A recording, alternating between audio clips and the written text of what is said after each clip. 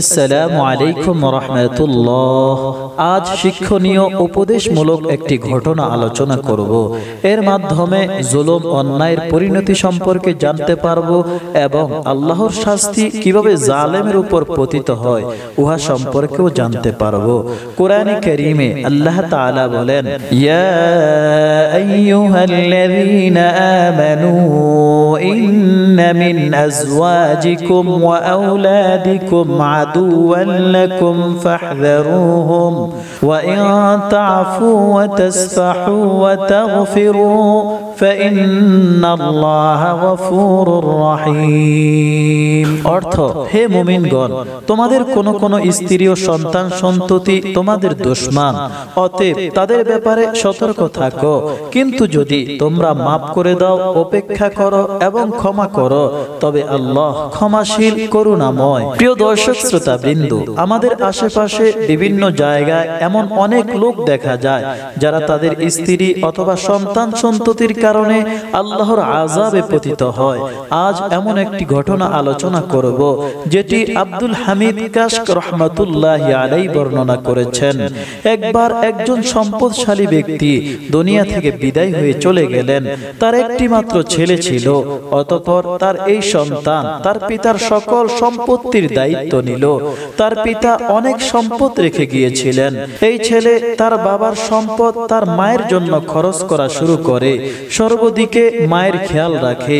তার মা তার একমাত্র সন্তানের বিবাহের জন্য সুন্দরী রূপসী মেয়ে তালাশ করতে থাকে। মানুষ ওই সময় দিনদারি দেখে না, আখলাক চরিত্র দেখে না, সুন্দরকে প্রাধান্য দেয়। তখন তাদের চেষ্টা থাকে খুব সুন্দরী রূপসী মেয়ে হলেই চলবে এবং ধন সম্পদের মালিক হলেই চলবে, দিনদারি দেখে না। তার ছেলের নাম ছিল নাঈম। নাঈমের মা তার সন্তানকে খুব সুন্দরী রূপসী একটি মেয়ের সাথে বিবাহ দিল। দুর্ভাগ্যবশত নাঈমের স্ত্রী অত্যন্ত স্বার্থপর ছিল এবং সব সময় নিজের কথাই চিন্তা করত, অন্য কাউকে নিয়ে ভাবত না। এই দুর্ভাগা মহিলা তার শাশুড়ির জীবন সংকীর্ণ করে দিয়েছে। জবান দ্বারা এবং দৃষ্টিভঙ্গি দ্বারা তার শাশুড়িকে কষ্ট দেওয়া শুরু করেছে। আল্লাহ তাআলাও নাঈম ও তার নতুন স্ত্রীকে পরীক্ষা করতে চেয়েছিলেন। নাঈমের মা মানসিক রোগী হয়ে গিয়েছিল। অসুস্থতা এবং বইয়ের জুলুম, অত্যাচার, নিপীড়ন তাকে এক ধরনের পাগল করে দিয়েছে। একদিন নাঈমের স্ত্রী রাতের বেলা নাঈমের কাছে দুইটা শর্ত দিয়েছে, আমি আর তোমার পাগল মায়ের সাথে থাকতে পারবো না।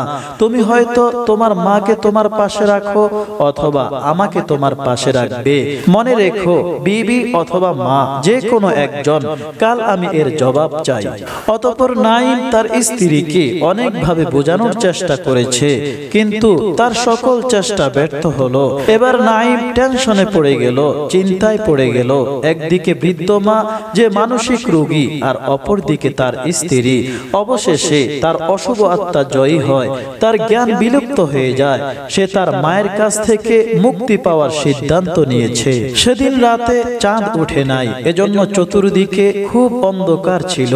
নাঈম সে তার মাকে বাহানা দিয়ে ছাদে নিয়ে গেল। অতঃপর ছাদের কিনারায় নিয়ে ছাদ থেকে ধাক্কা দিয়ে নিচে ফেলে দিল।